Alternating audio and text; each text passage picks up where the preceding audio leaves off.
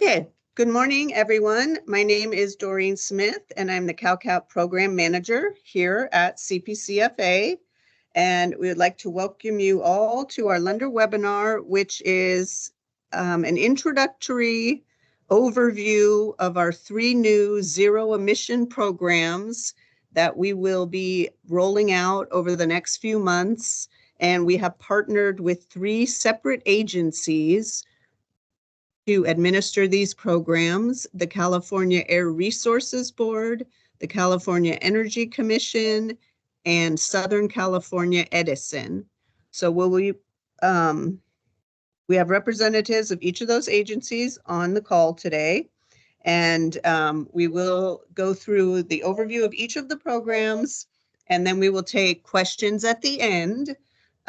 You can ask us questions with the chat feature, or we can unmute your mic if you would like to speak later. So thank you for joining us again. And seeing that it's 10:05, we will go ahead and get started.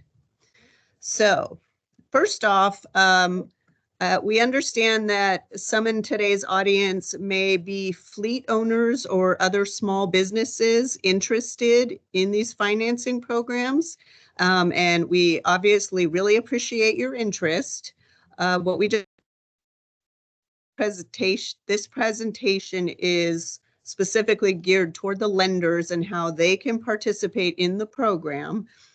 So you're more than welcome to stay on and learn about it, but just so you know that it will be focused towards the lenders.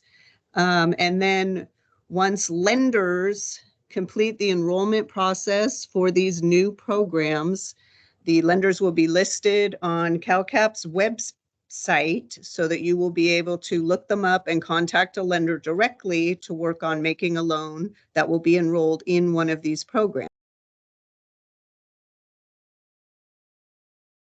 On the call today who have worked with CalCAP in the past, we thank you and appreciate your interest in our new programs. But I also know that we have some new lenders on the call, or lenders who have not participated with CalCAP in the past, I should say. So I'm just going to give you a quick little overview. So CalCAP is part of the California Pollution Control Financing Authority. And we are housed within the state treasurer's office, and the state treasurer, Fiona Ma, is the chair of our board. And we CPCFA administers various programs to help make private capital investment more effective in meeting state and federal goals. And so what we're rolling out today, what we're presenting today, are the zero-emission programs. And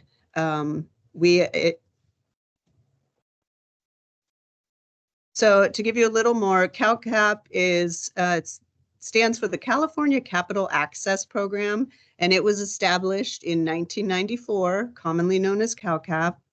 CalCAP currently, with these new programs, will have 7 programs that it is running. And CalCAP offers credit enhancements to lenders when they make certain loans to small businesses. To the business, the credit enhancements can be seen as incentives to the lenders to make the loan to the small business borrower. To the lender, the credit enhancement is a risk management tool that made available for specific types of loans. And as some of you know, CalCAP operates multiple variations of the credit enhancements. Each of them is called a CalCAP program.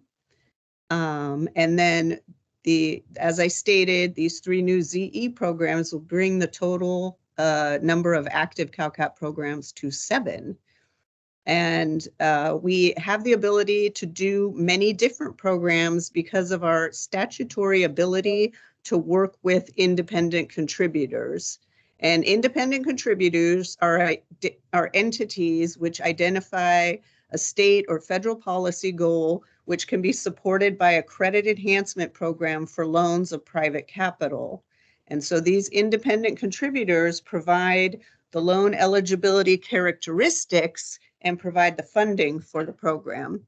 Then CPCFA provides the CalCAP mechanism and administration for these programs. As an example, the CalCAP CARB truck loan program that ran from 2009 through 2023 supported the big picture policy of reducing diesel emissions, and more specifically, it supported the truck and bus regulation requirement for compliance by 2023 and targeted small fleets with heavy-duty on-road vehicles. So today, we are pleased to announce 3 new independent contributor programs.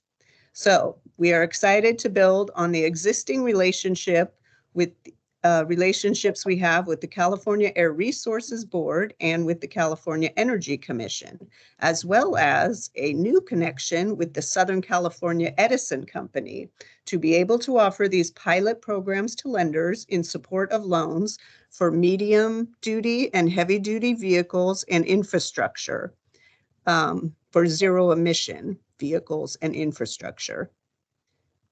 Each of these independent contributors is guided by the policy goals and funding availability of their organization. So the pilots are somewhat similar, but they are different. And depending on a borrower's location and what they are purchasing, you'll be able to receive a credit enhancement for purchase of a vehicle and or infrastructure by enrolling in 1 or 2 of the programs.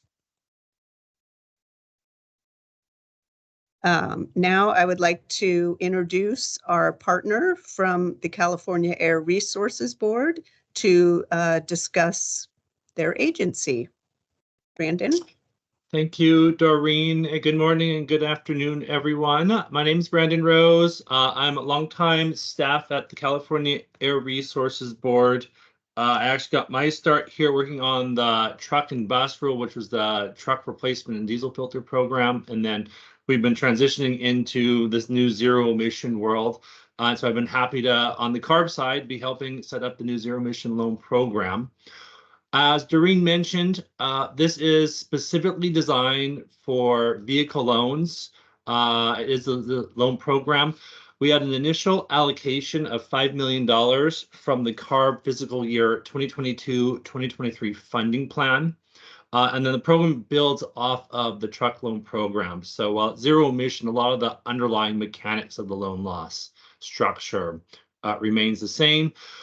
And then right here is just a quick link to our little short program website. And I'm going to update that by the end of the week. And then here's also my contact information.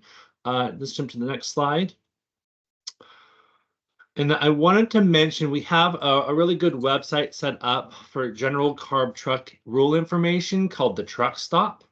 And it has a zero emission technology overview. So if some of you are maybe new when we start talking about battery electric trucks or hydrogen fuel cell trucks, we have a really good technology primer there, and you can learn about the technology. You can learn about the charging, the different types of chargers, the different types of fueling as well. And then we also have information on some of the new CARB rules, like the clean truck check, which is like a smog check, new smog check program for trucks essentially, and the advanced clean fleet regulation, which is one of the driving new rules that requires many fleets to have to upgrade to these zero emission technologies. The website is arb.ca.gov/truckstop, and you can also use the QR code on the slide. The Truck Stop really is a great resource for all things sort of truck related at my agency, the Air Resources Board. And then on the other thing on this slide is my CARB staff backup, Ariana. If I'm out for any reason, you are always welcome to contact her as well. And so with that, let me turn it back over to Doreen, and I'll be back in a little bit. Thank you, Brandon. And just to let you all know, since we're going to start showing these codes, links for you, that this presentation will be posted on our website later today. So you'll be able to access all this information. Okay. So following after CARB, here we have the California Energy Commission, and these again are the links to their website and our main contact representative, Mark Perry. So this is for California Energy Commission's Clean Transportation Program, which is formerly known as the Alternative and Renewable Fuel and Vehicle Technology Program. And the website has information about all of the Energy Commission's funding available to support innovation and accelerate development and deployment of zero-emission vehicles and infrastructure. So to find more information, again, go there. And next, we also have links here for the Southern California Edison Company for this program. And so there are, you can go to these various websites, and then the email for contacting them is chargereadytransport@sce.com. So again, we will be going over each of these programs. Okay. Again, we know many of you in the audience are very familiar with CalCAP, but for the newcomers, we want to be sure to explain how CalCAP's loan loss reserve mechanism works. If there are any businesses still on, you'll see that the program works with lenders, and lenders then work with the businesses. The key feature is that a loan loss reserve is designed for the lender to have one account per each CalCAP program. It's designed to be most effective when a lender enrolls multiple loans. The loan loss reserve account receives a contribution for each enrolled loan that's based on the amount of the enrolled loan. The combined contributions are available for up to 100% payment of a qualifying claim, subject to the amount in the loan loss reserve. Okay. Now that we've covered the loan loss reserve mechanism, we can look at the eligibility for each program. Before we look at the specifics for the 3 pilot programs, here are some features that they have in common. Each program will contribute 25% of the loan amount into the loan loss reserve account. Eligible loans will have interest rates that do not exceed 20%. Eligible loans for qualifying vehicles and/or equipment can include costs for maintenance and/or warranty if purchased at the same time. Okay, so we will start with our first program here, which is our partnership with the Air Resources Board. And this program will be funded with $5 million from the Air Resources Board.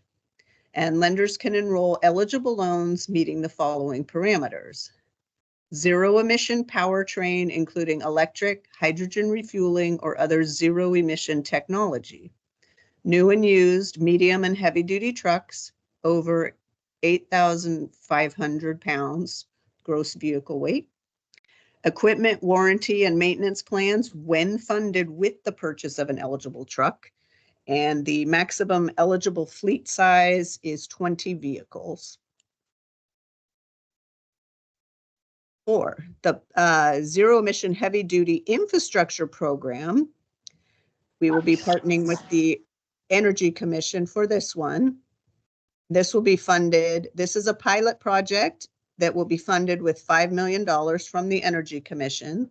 Lenders can enroll eligible loans meeting the following parameters: eligible equipment costs, including the acquisition of new electric charging and/or hydrogen fueling equipment capable of supporting zero-emission medium-duty and heavy-duty vehicles and/or equipment, included taxes and shipping; acquisition of supply equipment, electric panel, or grid improvements, if not paid for by the relevant electric utility; materials and supplies, including conduit and construction materials; required signage and hardware and software necessary for fully operational charging stations; labor to install fully operational charging stations or hydrogen stations; equipment warranty with the purchase of eligible equipment, not to include extended warranties, those that exceed 3 years; the maximum number of charging ports or hydrogen nozzles to be installed,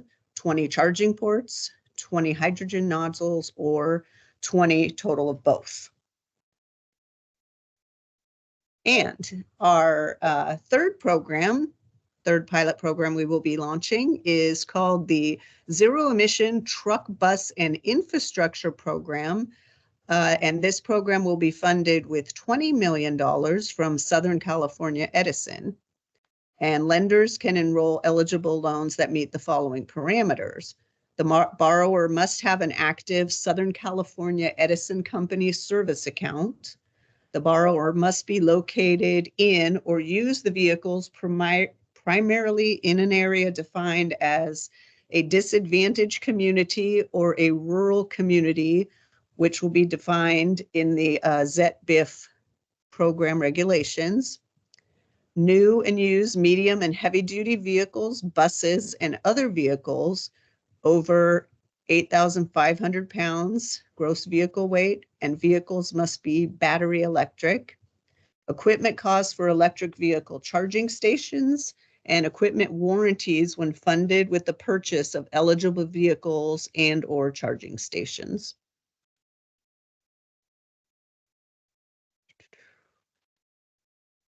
We want to point out these great features, and if you are a lender who enrolled in the CalCAP CARB Truck Loan Program, these will be familiar to you. But if you are new to our programs, we'd like to point these features out to you. There is no contribution fee from either the lender or borrower with the enrolled loans. Lenders underwrite and disperse the loans on their own timeframes and using their own standards and forms. And then the lender enrolls the loan with CalCAP within 15 days of the loan disbursement or closing date. For institutions that are depository and meet CalCAP credit standards, the loan enrollment will increase the deposit made at your institution where you will be holding the loan loss reserve account. And for non-eligible lenders, the funds are held at CalCAP's trustee bank. But please note, all loan loss reserve accounts are owned by the CalCAP program, and interest is swept monthly and put back into the program accounts. Okay, and now what we would like to let you know a little more about are the incentives that CARB has in addition to enrolling loans in the CalCAP program. So I will pass it back to Brandon now. Perfect. Thank you, Doreen. So as she was just saying, I'm going to give you a bit of an overview of some of the really common incentive programs that we see. And one of the things that's important to understand is that these amounts are potentially not trivial and will significantly change what a loan amount might be. And so that's one of the reasons why I want to let you know, just give you some idea and where you can follow up. So when you see an applicant come through, you'll have some idea what incentives might be showing up and how they stack together. So let me go ahead and run through some of that. So one, let me just give you, there are a lot of different sources of funding. This is not completely comprehensive. The programs are always opening and closing, and they all have different requirements. So I want to make sure that you check with each individual program if you do have questions. What I've done is I've broken it into two main categories. Programs run through the state of California, and then generally second category of federal and local incentives we'll see on the slides. And then I have a third category that I put together with infrastructure specific information, although there's definitely some overlap between all three and the different programs, and I'll try to point that out here and there as we go through these. And then specifically on this slide, just note some common guidance about these CARB incentive programs. The programs generally require fleets to be in compliance with all applicable regulations. Vehicles can be used to achieve emission reductions early to or in excess of regulatory requirements. Programs can provide specific guidance for each of these. This usually means that fleets have to take action before they're required to by a rule in order to get the funding. Although I will point out that this specific loan program we're here today to talk about is an exception to that and is actually very open. So, okay, let's go ahead and run through some of the common ones. Next slide. Okay, so this first one here is the HVIP program, the Hybrid Voucher Incentive Project. It's the main funding program for zero-emission vehicles in California, and includes special set-asides specifically for small fleets, which is going to be a common target of the loan program, transit fleets, and also some school buses and school fleets. The HVIP program, we call it ISEF, Innovative Small E-Fleet, is the small fleet program, and it has a double voucher amount. And so we've matched this program and the 20 vehicle or less requirement with HVIP. So generally, in most situations, if you qualify for this, the fleet will also qualify for the HVIP small fleet program. Though it does have a $15 million revenue cap with nonprofits exempt. So we doubled the base cap for small fleets in HVIP. There's also what's called a modifier that enhance the amounts. And so the most common ones you see in the program are for hydrogen fuel cells, trucks doing drayage work or port trucks, and vehicles located in disadvantaged communities as well. And I'll have an example we'll run through in a couple of minutes. I'll point some of those out and how they work. The voucher amount can vary a lot. It can be as little as, say, $7,500 for maybe a small Class 2B truck, but it can be, potentially $500,000 or more for, say, a large hydrogen fuel cell Class 8 running in a port. So there's a wide range of amounts that this program will cover, and you really have to look at the specific situation to know exactly what that is.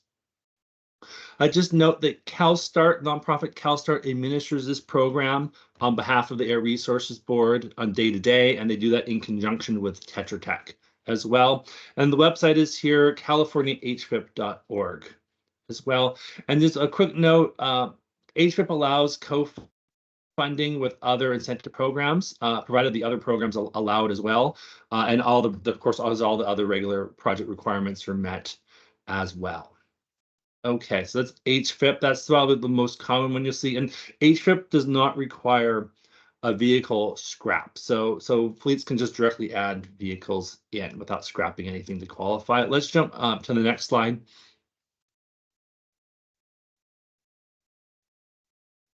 And we'll go run through some of these questions if you have them at the end of the presentation. That out.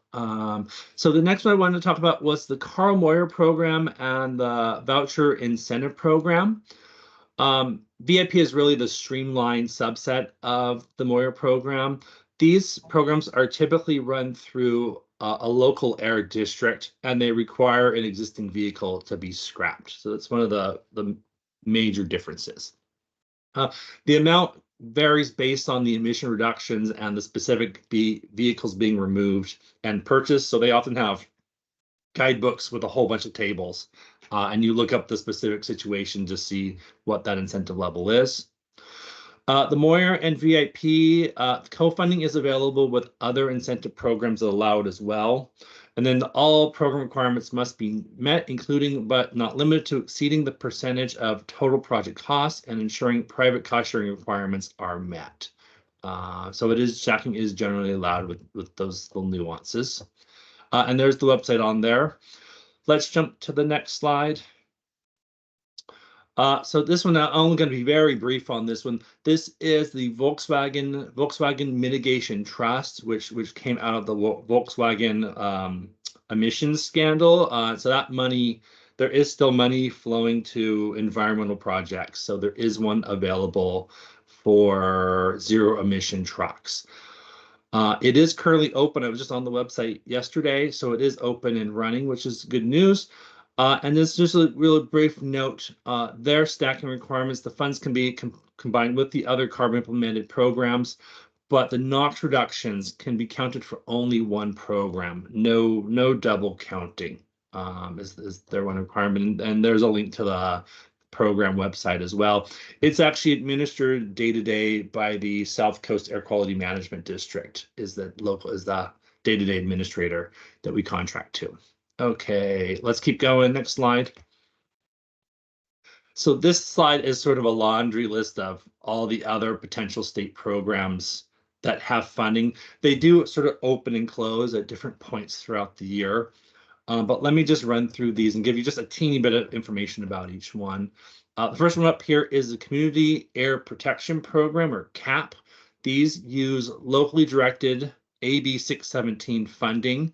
So basically, these are locals directing where their air quality improvement funding goes, which is very innovative. And so they pick and choose what programs they want based at a very local community level.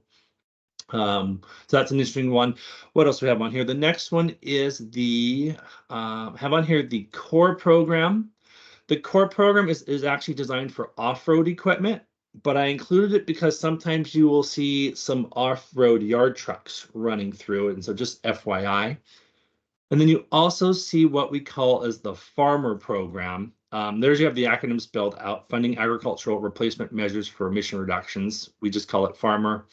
It's a subset of the Carl Moyer program, but it's designed, of course, for agricultural operations.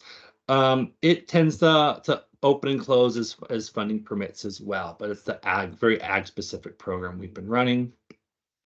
And then just a couple of other things to mention. There's various project-specific funding for like pilots and demos that you occasionally see. The most common ones are what we call as the JETSI, or the Joint Scaling Initiative project. This runs generally near like the different ports. And then we also have one called the ZANZEF project, and I'm not even going to try to figure out what the acronym means. We just call it ZANZEF. This runs in like the Central Valley of California, and it's actually where you have seen the Tesla semis get funded out of as well. So so we see those running around town here in Sacramento. The other thing I would just mention, you also have very local specific programs. We have one called the Clean Mobility Options. That one potentially targets like schools and other sort of advanced demos of vehicles around the state. So you can see other things that are very project specific. And in these project specific ones, you also can see infrastructure included in the funding as well. And then one last thing, I don't have a bullet point on here, is the Low Carbon Fuel Standard, or the LCFS program, Low Carbon Fuel Standard. It's a market-based program that CARB runs, my agency runs, that sets fuel standards, and they drop in their carbon intensity over time.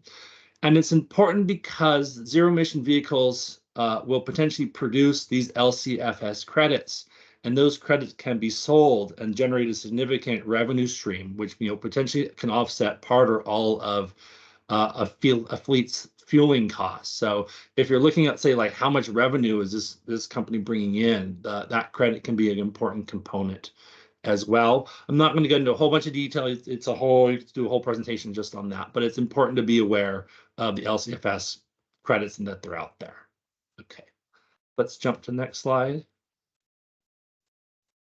Okay, so this other category I wanted to mention is federal and local incentive programs and these are all, of course, looking at the medium heavy duty zero emission vehicle fleet. One of the things the first thing that is new I wanted to mention are these federal tax credits of up to $40,000 per vehicle.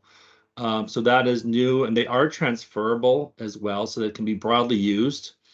But you'll definitely want to look up the specific program guidelines from the various federal agencies, such like the IRS. There's also potentially funding coming out of the local air districts and the local ports. So, for example, the ports of Los Angeles and Long Beach, they have their own dedicated funding program that they are running in conjunction with our HFIP program. But they offer between, say, $75,000 and $100,000. $100,000 is for small fleets. That stacks on top of some of the other projects as well. So there's that. And some of the other ports have projects in the works as well. There's also like the local air districts, and I mentioned the South Coast Air Quality Management District, right, which is that sort of Southern California main air district for the Los Angeles region. These air districts have their own funding sources as well, using their own funding. So you always want to check with them as well. They might have their own specific offerings. And just so, for example, here in Sacramento, where I am, our local air district, they run what's called the CalCAP program. And they specifically target local zero-emission trucks with that funding, as well as just a quick example. So those are the main things. Then you also have to in here tribal specific programs. You do see specific programs just targeted at tribes, both at the federal and state level. Okay, let's keep going. I'm almost done. And then this last part, there are definitely, I wanted to talk about the infrastructure specific programs. This is certainly not comprehensive, but it does, I think, hit some of the major highlights. So it's important to remember, and we've mentioned this already, CARB focuses on vehicles. The California Energy Commission really focuses on that infrastructure, right, for both electric charging and hydrogen. The two most common programs right now are called the Energize program and the Cal EVIP program are the two main ones. And you can see the acronym spelled out there: Energy Infrastructure Incentives for Zero-Emission Commercial Vehicles, and the California Electric Vehicle Infrastructure Project. But everybody just calls it Energize and Cal EVIP. So they're both a little bit different. They have different tracks within each program. So they have like a track for charging, they have like a tracks for hydrogen stations, and they also tend to open and close each year as they get new funding, and each track is funded as well. So I want to be on the lookout for those. The other thing I wanted to mention was the electric utilities. So they also have program funding available. This Edison part of the loan program is actually coming out of their LCFS revenue. But the main investor-owned utilities in California, so the investor-owned ones, that's Southern California Edison, PG&E, San Diego Gas and Electric are the big three. They run what's known as make-ready programs. Each one has a slightly different name, but generally the make-ready programs, they will pay for a significant amount of charging upgrades, both on the utility and the customer side of the meter as well. So those are really important infrastructure funding pathways especially for the battery electric, the charging side of the things. And then there's also the publicly owned utilities. So things like LADWP or SMUD, they also offer an array of different incentives and programs, but you'll need to check with each one to learn about the specific details with what their offerings are. And then one last thing is there's also some potentially federal tax credits. There's a lot of funding associated with the federal IIJA, right, the infrastructure law, and the IRA, the Inflation Reduction Act.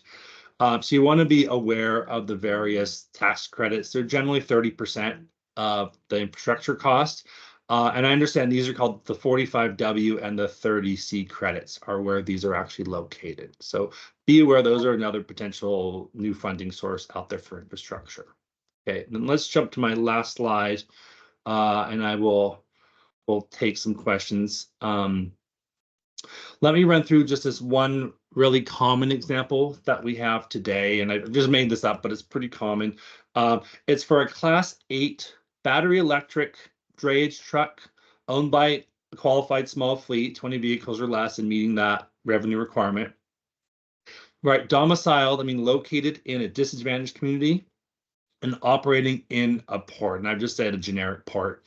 And so if we go on here, we can assume a truck purchase price of say $400,000 with taxes and delivery, say out the door of $480,000. You see that on that top right box. And then on the incentives, we can see them all stacking up there. So on the incentive side, we have the HVIP small fleet incentive. It's $240,000. We can add on the drayage modifier of 25%. We also have the disadvantaged community modifier of 15%. So that would total $336,000 in HVIP incentives.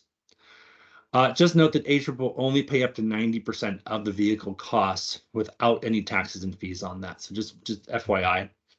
And then we can also add on potentially the $40,000 in the federal tax credit on there. So that leaves a vehicle price after incentives of $104,000. So if you assume, say, $20,000 down, just making up, The total loan amount could be about $84,000 for a truck with, a sticker of $400,000, just to give you a feel.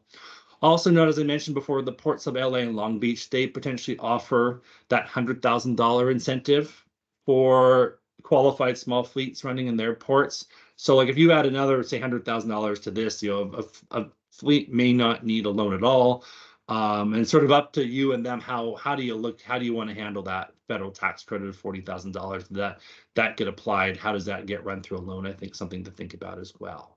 Okay, so you do want to have, so just to wrap up, I mean, this is a high level overview of most of the major programs out there. You're going to want to have just some awareness. So when you see applications come through, you sort of have a feel for what's coming out of their pocket and what's coming from somebody else. The programs, they get really nuanced. So it's best to check with the programs themselves if you're ever in doubt. Okay, so that's everything I have. Let me go ahead and turn it back over to Doreen. Thank you. Great. Thank you, Brandon. And these are all great incentives, and you could see how the purchase of a vehicle can become more in reach if as many applicable incentives are applied before making the loan. Absolutely. Okay, so now we'd like to talk a little more about the timing. I'd like to also reiterate that these are currently all pilot programs, so they have a limited amount of program funds that are being put into them to start. And, hopefully as they're successful, more funding will be coming available. And so the sequence for these programs to be up and running is first approval of an agreement between CPCFA and these independent contributors, then approval of an invoice for funding, receipt of the funds by CPCFA, and then the funds are transferred to the program accounts that are held by our trustee. And so we did talk much more in depth today about the CARB program that is launching. And the reason is that program is ready to go. The program funds are at the trustee. And as soon as lenders elect to participate in that CalCAP program, we'll enroll them as participants in the program. And you'll be able to, we'll set up a loan loss reserve account for you, and you'll be able to start making loans. And again, we will list the participating lenders on our website.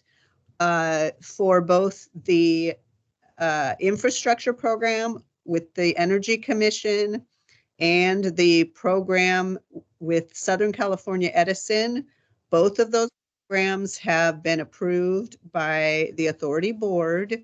So they are each in process of finalization of the contracts, invoicing and receipt of funds.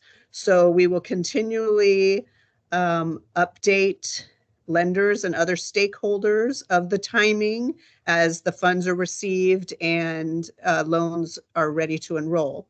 But what we are doing is we have already updated our financial institution application, and that's the first step for you to participate in any of these programs.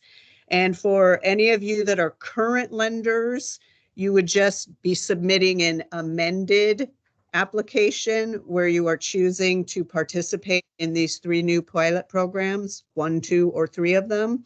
And even though the funds are not available yet for 2 of the programs, we're going to let you go ahead and enroll if you would like to participate in them.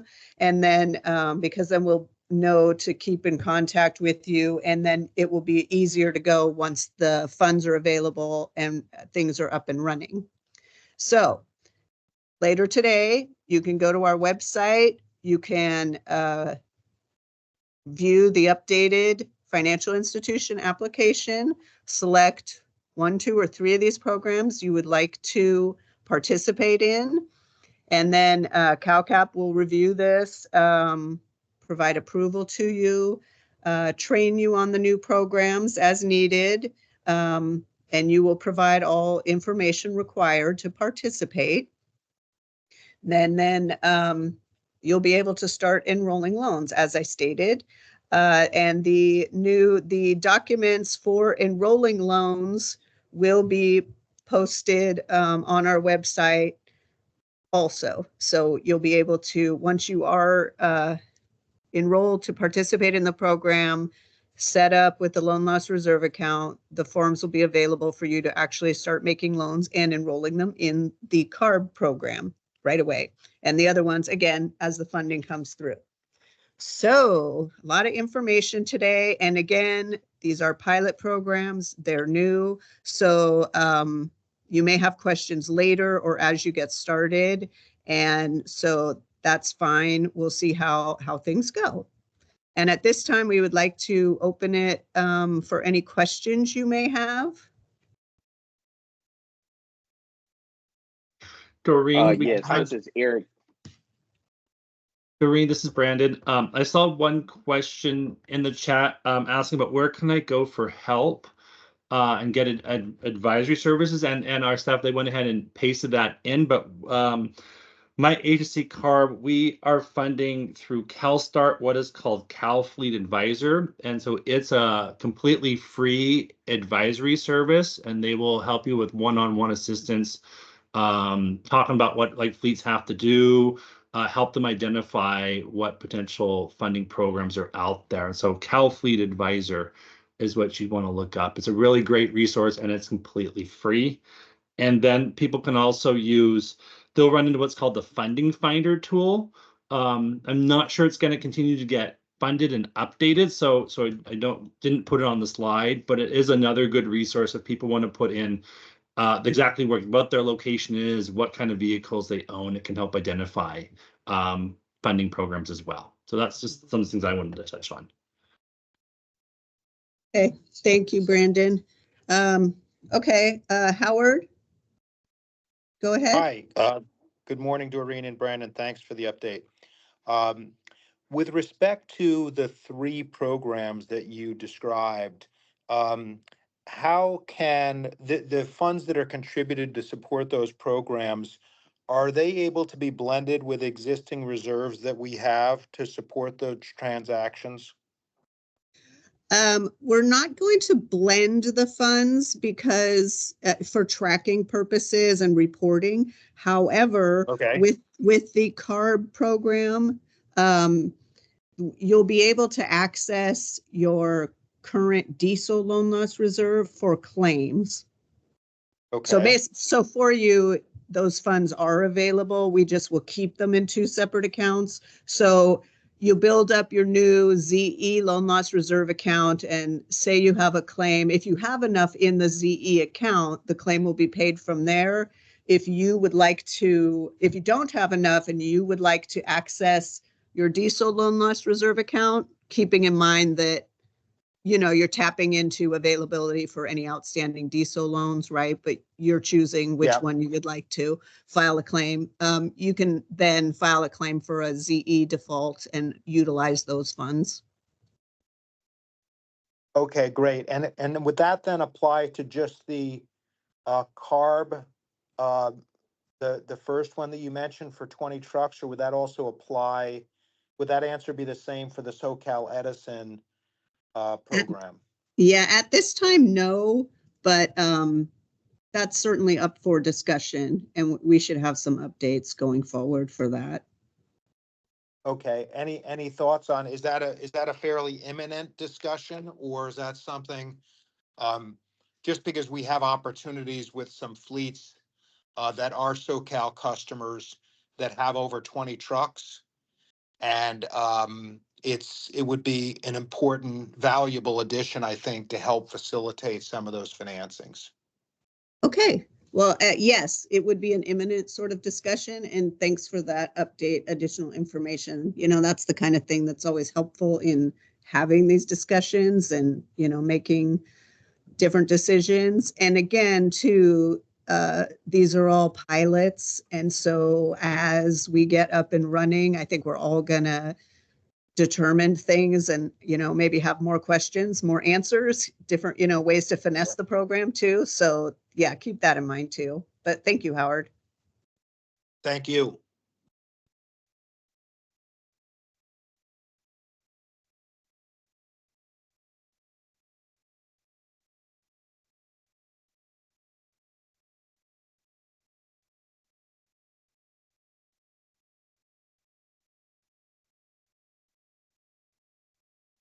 I have one other question, Doreen. Howard again, if you don't have any others. Okay, go ahead, Howard. With respect to these all being officially signed off on for loans that we might be trying to do, in the next 30 to 60 days, we have a few pending right now. Will we be able to treat those to include those in the program once formalized, assuming it does get approved? Or would we only qualify loans that happened after these programs were officially approved? Well, the timing will be such that, you can't, until we have program funds, we won't be able to make a contribution to the loan loss reserve account. And so we wouldn't be accepting a loan enrollment prior to that. But I do anticipate, hopefully receiving funding from both the Energy Commission and Southern California Edison, definitely within the next 30 to 60 days. So is that helpful? Or, we can always talk offline, Howard, too, a little more in detail about your exact situation too. Yes, that's helpful. I have loans that are ready to go now, trucks that are ready to deliver now. And I know I'd have to wait to register them. I'm just wondering if I would be able to register them since if I contracted for those loans now.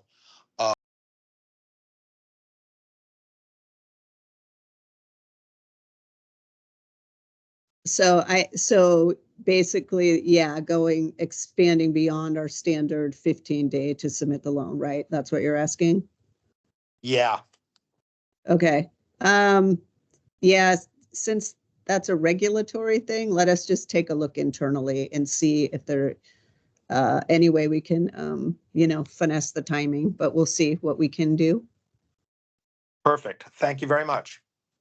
Okay, sure. And looks like we're getting low on time. And I would like to remind everyone that this will be posted on our website, the form for lenders to participate, and then the forms for this program. We do have Sam Haskell. If you would like to speak, you can go ahead. Thanks. Thank you so much, Doreen, and everyone else for making yourselves available and giving us such helpful information on these programs. I'm coming from the perspective of a company that works on developing some of these projects for fleets and looking at this as a tool to help them when we're working to develop these projects for them. Are these programs limited to financial institutions only, folks who are only have a financial stake in lending this, or do you guys have applicants who actually also participate in building out the charging infrastructure and helping kind of set these fleets up with the trucks themselves? Yeah, we do not currently. We partner with the financial institutions who are making the loans. It does sound like, though, you would be a good asset as like a partner or so please reach out to me directly, like after this, and we can Will do. Talk a little more about exactly, what you do and how we might, see what we can do. Yeah. Okay. Awesome. Yeah. We're looking, apart from partnering with folks who are already financing these types of projects, looking into financing some of them ourselves to make it easier when we're helping develop them. I see. So I would Okay. love to talk further with you, Yeah, about that path and also just generally about how we could work together. Okay. Yeah, that sounds very interesting. So thank you. For sure. Okay. Okay. And again, you can always email the CalCAP inbox with any questions you may have. And since these are all brand new programs, we are also going to roll out a team of CalCAP experts that are going to start specializing in the zero-emission field and programs. So thank you all for joining us today. We appreciate your interest and your participation in the CalCAP programs. And we look forward with working with all of you in growing the programs and continuing on this mission. So thank you, and we'll talk to you all soon.